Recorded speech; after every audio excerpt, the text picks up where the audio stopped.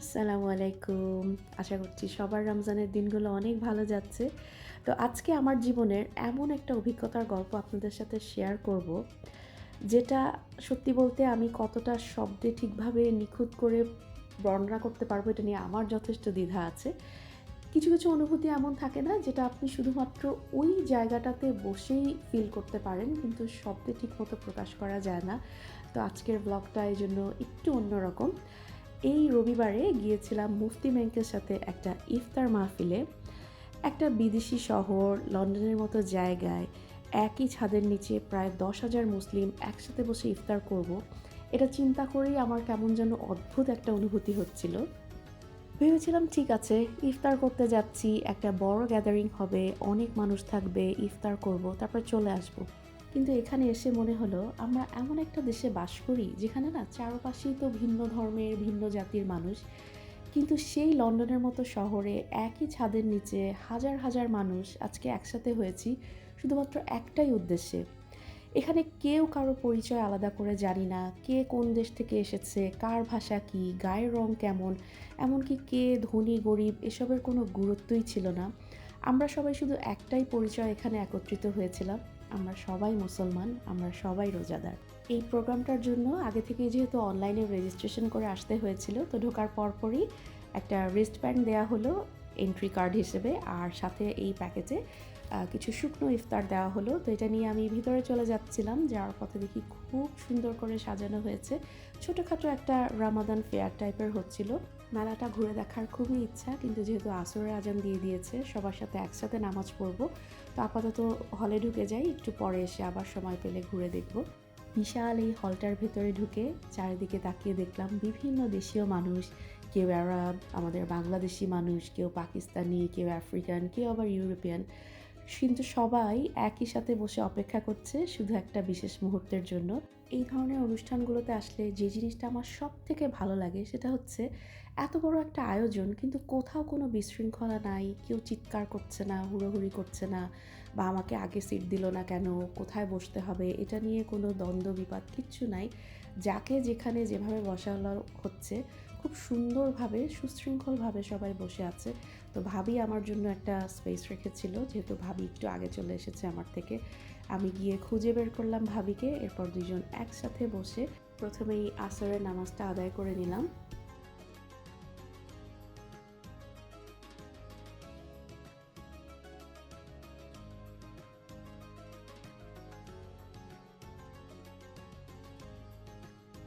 এত এত মানুষ হল ভর্তি, আরও মানুষ কিন্তু আসছে, কিন্তু প্রত্যেকজন মানুষ এত সুন্দর সুশৃঙ্খলভাবে বসে আছে।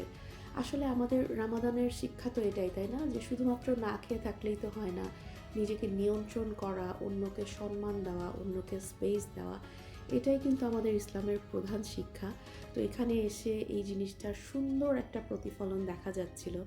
আমার মনে হয় আমরা যারা এরকম বাইরের দেশে থাকি, নিজেদের জন্য না হলেও বাচ্চাদের জন্য অবশ্যই আমাদের এই ধরনের প্রোগ্রামগুলোতে আসা উচিত, যাতে ওরা আমাদের কালচারের, আমাদের ধর্মের এই জিনিসগুলো আরও ভালোভাবে দেখে শিখতে পারে। ইফতারের সময় আর অল্প একটুই বাকি, তো বেশ অনেকজন মুফতি এসেছে এখানে, খুব সুন্দর সুন্দর ইসলামিক বয়ান করছিল। আর এখানে যখন আসলাম, রিস্টব্যান্ডটা নেওয়ার সময় এই প্যাকেটটা দেওয়া হয়েছিল, যার মধ্যে কিছু শুকনা ইফতারের আইটেম ছিল। তো আমি খুলে দেখছিলাম কি কি আছে এখানে। প্রথমেই ছিল একটা জ্যাম ক্রোসান, এরপর পানি, আর খেজুর ছাড়া তো আসলে ইফতার হয় না, একটা খেজুরের প্যাকেট ছিল, সাথে একটা ড্রিঙ্ক। কদরের এই দিনে আমরা এত এত মুসলমান একসাথে বসে একই হলের নিচে ইফতার করব, ভাবতেই অন্যরকম লাগছিল।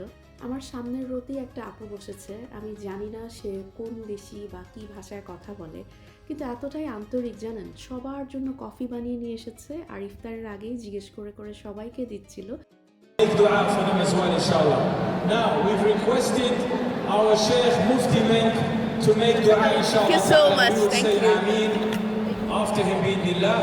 So I've requested him to make dua. Assalamu alaikum wa rahmatullah. My brothers and sisters, I know I was requested to make a dua, but there's 2 minutes remaining. I think it's more important for every one of us to make a dua from our own hearts, to ask Allah subhanahu wa ta'ala what we want. And we don't want to waste this time. So I ask each individual to make their own dua, inshallah.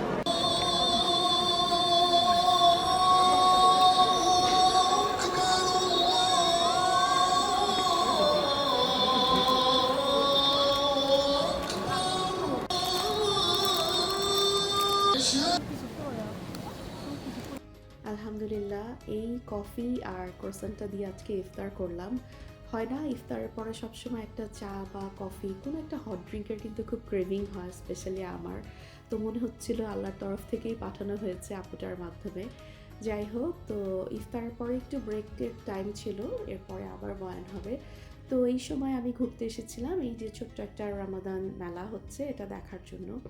তো ঘুরে ঘুরে একটু সময় দেখলাম, একটু হাঁটাহাঁটিও হলো, কারণ অনেকক্ষণ একরকমভাবেই বসেছিলাম। অপেক্ষা করছিলাম রিন্তির জন্য, বেচারি সময় মতো পৌঁছাতে পারবে কিনা। তো আলহামদুলিল্লাহ ও চলে এসেছে। আর নামাজের পরেই কিন্তু আমাদের মেইন ডিনারটা দিয়ে দেওয়া হয়েছে। আমরা প্রায় দেখি ছোট ছোট অনুষ্ঠান হলেও খাবারের সময় না একটা কেমন জানি হুড়াহুড়ি প্রতিযোগিতা শুরু হয়ে যায়, কে আগে নেবে কে বেশি নেবে, এটা নিয়ে একটা অস্বস্তিকর পরিবেশ তৈরি হয়ে যায়। কিন্তু এখানে ছিল ঠিক তার উল্টা, সবাই ধৈর্য ধরে বসে আছে, ঠিক সময়ে একসাথে ইফতার শুরু হলো, কেউ বাড়তি নিচ্ছে না, কেউ ঠেলাঠেলি করছে না। পুরো বিষয়টা এত সুন্দরভাবে এত সুশৃঙ্খলভাবে সম্পন্ন হলো, যেটা দেখে সত্যিই মনটা ভরে গেল। শুরুতেই বলেছিলাম না, কিছু অনুভূতি আছে যেগুলো আসলে শব্দে প্রকাশ করা যায় না। তো এখানে এসে এটাই মনে হলো যে রমাদান আমাদের যে শুধু ক্ষুধা সহ্য করতে শেখায় তা না, এটা আমাদের ভিতরের মানুষকে গড়ে তোলে, ধৈর্য ধরতে শেখায়, কৃতজ্ঞতা শেখায়। আর সব থেকে বড় কথা, ছোট কিছু হলেও অন্যের সাথে শেয়ার করে ভাগাভাগি করলে আনন্দটা যে দ্বিগুণ হয়ে যায়, সেই অনুভূতিটাই শেখায়। In Excel to welcome Mufti Menk on stage. Takbir!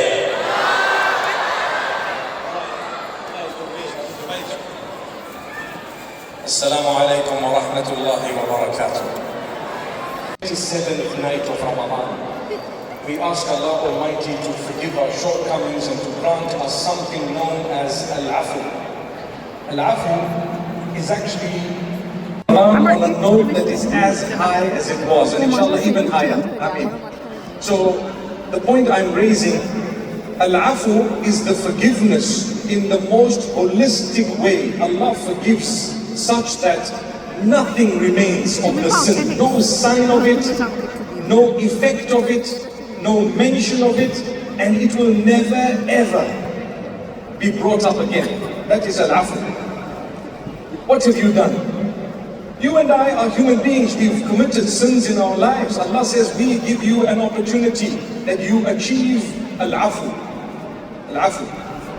Allahumma innaka afuwun tuhibbul afwa fa'fu anni. Oh Allah. আজকের দিনটা সত্যিই সারা জীবন মনে রাখার মতো। লন্ডনের মতো একটা জায়গায় একই ছাদের নিচে 10,000 মুসলমান একসাথে বসে নামাজ পড়া, ইফতার করা, সাদা কালো ধনী গরিব বিভিন্ন জাতি ধর্মের বিভিন্ন দেশীয় মানুষের সাথে একই কাতারে একই সাথে বসা। মনে হচ্ছিল আল্লাহর সামনে তো আসলে আমরা সবাই এরকমই, তাই না? কোনো ভেদাভেদ নাই, একটাই শুধু পরিচয় যে আমরা সবাই আল্লাহর বান্দা।